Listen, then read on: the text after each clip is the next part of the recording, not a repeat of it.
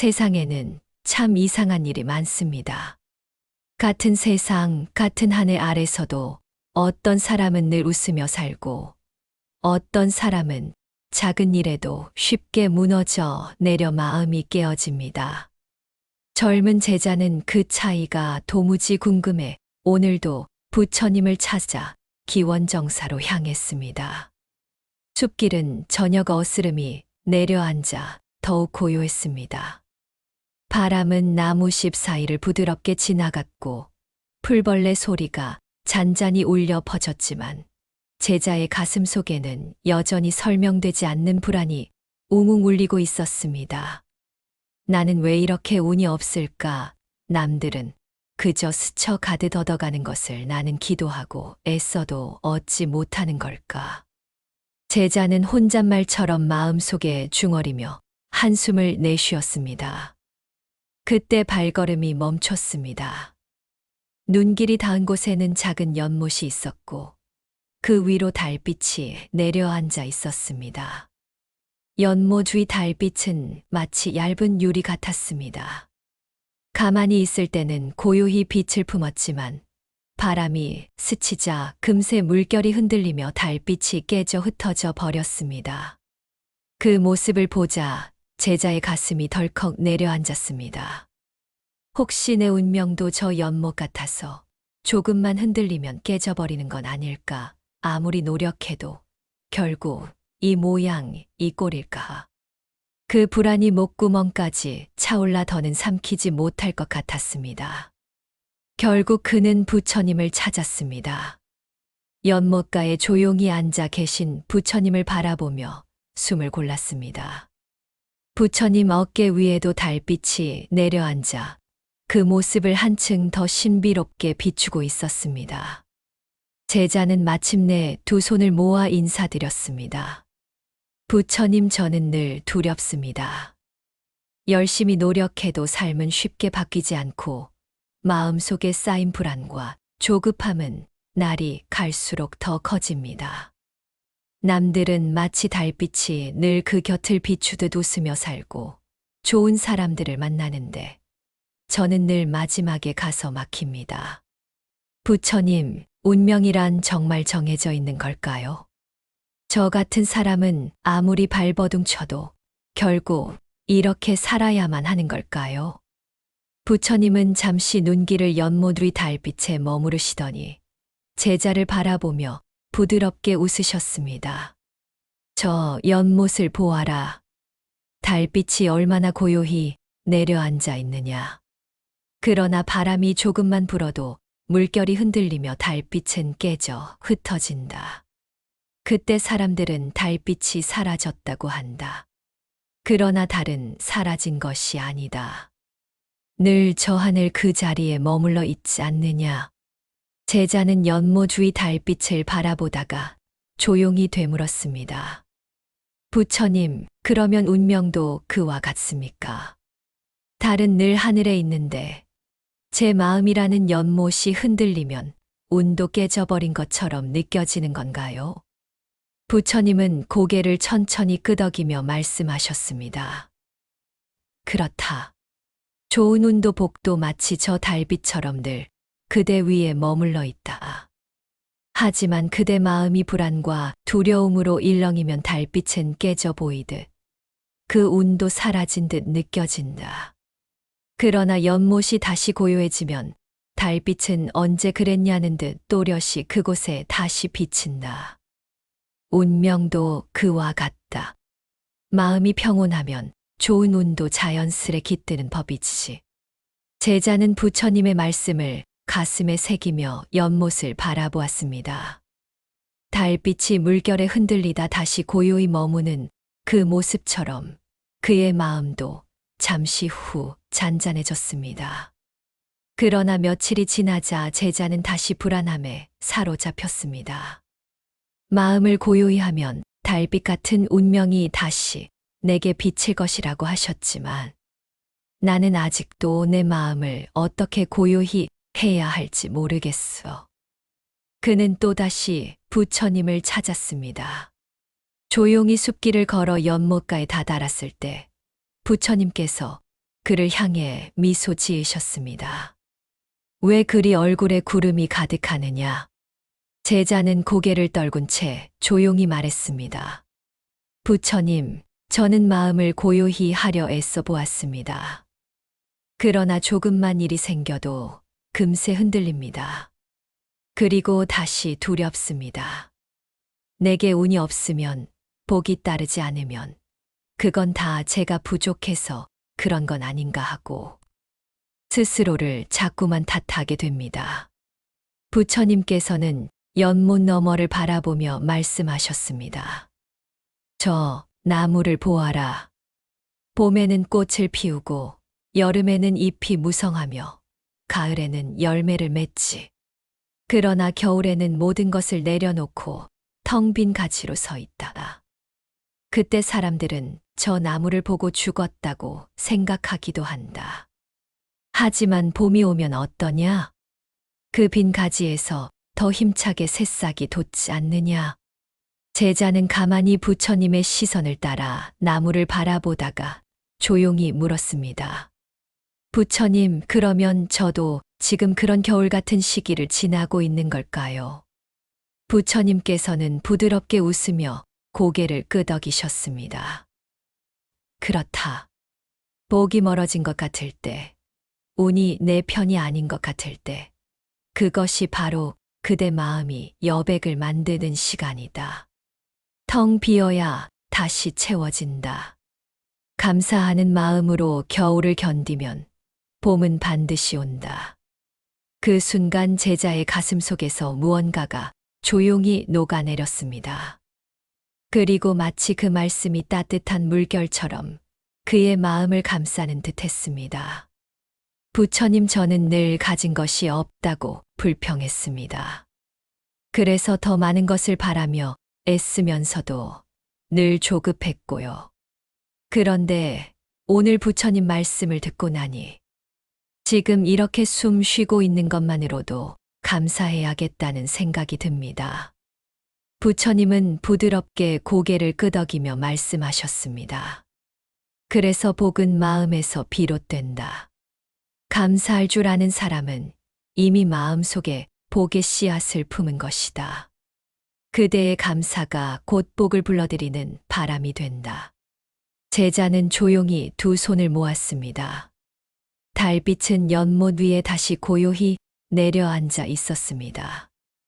마치 그 마음을 알아차리고 흔들림 없이 그 자리에 머무는 것 같았습니다. 며칠 뒤 제자는 다시 부처님 곁을 찾았습니다. 이번에는 지난번과는 조금 달랐습니다. 그의 눈빛에는 아직 근심의 그림자가 남아 있었지만 그 속에는 알 수 없는 잔잔함이 깃들어 있었습니다. 마치 긴 겨울밤을 지나 처음 맞은 봄 햇살 같은 서투르지만 따뜻한 기운이 살포시 피어오르고 있었습니다. 제자는 부처님 앞에 조용히 무릎을 꿇고 앉아 한참 동안 아무 말 없이 머물렀습니다. 숨을 깊게 들이쉬고 내쉬기를 몇 번이나 반복한 끝에야 마침내 떨리는 목소리로 입을 열었습니다. 부처님, 그동안 가르침을 따라 감사하려 노력했습니다. 작은 일에도 고마워하려 애쓰고 내 곁에 있는 사람들을 다시 바라보았습니다. 그런데 그래도 여전히 두렵습니다. 감사한다고 해서 정말 제 운명이 바뀌는 건지 마음 한구석에선 아직도 의심이 듭니다. 부처님께서는 부드럽게 웃으시며 살포시 손을 들어 제자의 어깨를 다독이셨습니다. 그 손길은 마치 숲 사이로 스며드는 따스한 햇살 같았습니다. 그대여, 감사하는 마음은 좋은 운을 부르는 씨앗일 뿐 아니라 좋은 인연을 맺게 하는 다리이기도 하다. 그대는 혹시 강가에서 자라는 연꽃을 본 적이 있느냐? 제자는 고개를 들어 부처님을 바라보다가 곧 조용히 대답했습니다. 네, 부처님. 진을 속에서도 고귀하게 피어나는 그 꽃을 여러 번 보았습니다. 탁한 진을 속에서 뿌리를 내리고도 그렇게 고운 꽃을 피우는 모습이 늘 신기했습니다. 부처님께서는 잠시 눈을 감았다가 다시 뜨시며 말씀하셨습니다. 그렇다. 연꽃은 진을 속에 뿌리를 내리고도 물 위로 우아하게 피어오르지. 진흙이 없다면 연꽃도 없다. 그대가 감사하는 마음으로 지금을 살아가는 것은 진을 속에서 꽃을 피울 준비를 하는 것과 같다. 제자는 시선을 떨구었다가 부끄러운 듯 미소를 지었습니다. 부처님, 저는 이제 조금 알 것 같습니다. 그동안 저는 왜 내 삶에는 진흙 같은 시련만 가득한가 원망했지만 어쩌면 그 고난도 언젠가 연꽃을 피우기 위한 밑거름일 수 있다는 것을요. 부처님은 고요히 제자의 눈을 바라보며 말씀하셨습니다. 맞다. 그리고 그 꽃이 피어날 때까지 중요한 것은 작은 선행을 멈추지 않는 것이다. 복은 쌓는 것이다. 작은 일이라도 남을 위해 마음을 내어라. 그 작은 마음들이 모이고 모여 어느 날엔가 반드시 좋은 운으로 돌아오게 된다. 제자의 눈가에는 서서히 눈물이 맺혔습니다. 그러나 이번에는 슬픔도 두려움도 아니었습니다. 가슴 깊은 곳에서 조용히 솟아나는 따뜻함이 그를 적셨습니다. 그 순간 바람이 숲 사이를 스치며 지나갔고 어디선가 새가 날아올라 노래했습니다. 제자는 두 손을 가지런히 모으며 속삭였습니다. 부처님, 이제부터 저는 이 작은 마음부터 다시 채워 나가겠습니다. 내가 베푼 한 줌의 따뜻함이 언젠가는 연꽃처럼 피어나 좋은 운명으로 돌아오길. 부처님께서는 부드럽게 눈을 감으며 조용히 미소 지으셨습니다. 그 미소에는 이미 그 제자의 운명이 조금씩 변하고 있다는 자비로운 연민과 기쁨이 함께 깃들어 있었습니다. 며칠이 더 지난 후 제자는 다시 부처님을 찾아왔습니다. 이번에는 전보다 훨씬 편안한 얼굴이었지만 여전히 마음 한구석에는 묵직한 물음이 자리하고 있었습니다. 부처님 앞에 앉은 제자는 한동안 조용히 있다가 조심스레 입을 열었습니다. 부처님, 저는 이제 작은 일에도 감사하려 하고 남들에게 작은 선행이라도 하려 노력하고 있습니다. 그런데 마음 한편에는 여전히 두려움이 떠나지 않습니다. 내가 과연 이렇게 살아도 정말 좋은 운명을 만날 수 있을까 하는 두려움입니다. 부처님은 잠시 눈을 감았다 뜨며 연못가에 피어있는 한 송이 연꽃을 가리키셨습니다. 저 꽃을 보아라. 어찌하여 저토록 고운가.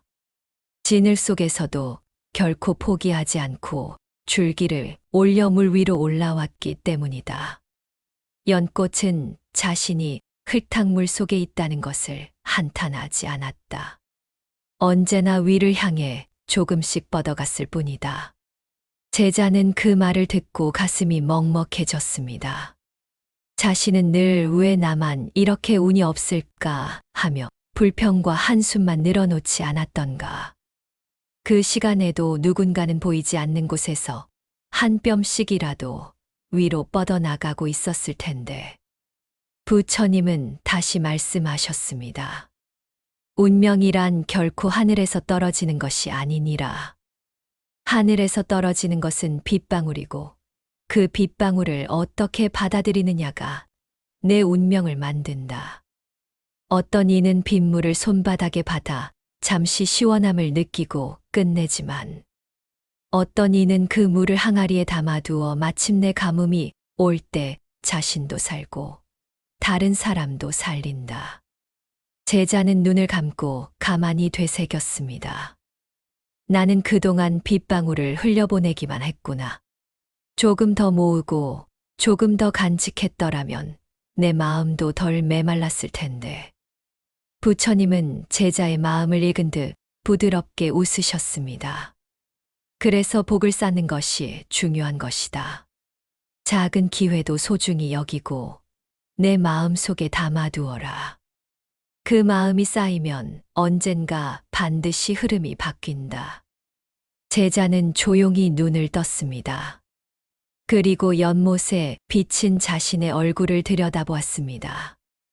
물결은 잔잔했고 그 속에 비친 자신의 모습도 더 이상 흔들리지 않았습니다.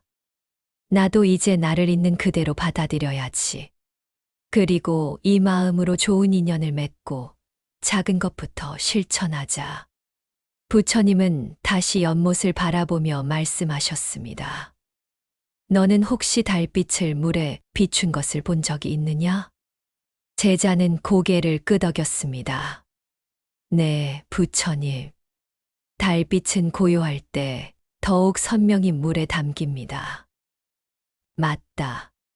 마음도 그러하다. 조급하고 불안할 때는 좋은 기회도 달빛처럼 흐릿해진다. 하지만 마음을 고요히 하면 세상에 있는 복과 운이 너를 더 분명히 찾아온다. 마치 달빛이 연못 위에 뚜렷이 앉는 것처럼. 제자는 두 손을 모으며 조용히 속삭였습니다. 부처님, 저는 이제 더 이상 운을 기다리지 않겠습니다. 좋은 사람이 되어 복을 쌓고 내 마음을 맑게 비워서 달빛 같은 복이 저절로 머물게 하겠습니다. 부처님은 흐뭇하게 미소 지으며 고개를 끄덕였습니다. 그래, 그것이 운명을 바꾸는 가장 큰 길이다. 좋은 운은 결국 좋은 사람에게 간다. 그러니 너는 좋은 사람이 되거라. 바람이 연못 위를 스치며 물결을 일렁이게 했습니다.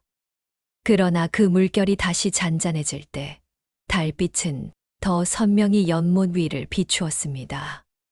제자는 그 모습을 바라보며 조용히 속삭였습니다. 괜찮아. 지금의 나도, 이대로의 나도. 이제부터 조금씩 더 좋은 마음으로 살아가면 내 삶에도 복이 머물겠지. 부처님은 더 말하지 않으셨습니다. 그저 온화하게 웃으며 제자의 등을 가만히 토닥였습니다. 그 순간 제자는 알 수 없는 기쁨에 가슴이 벅차올랐습니다.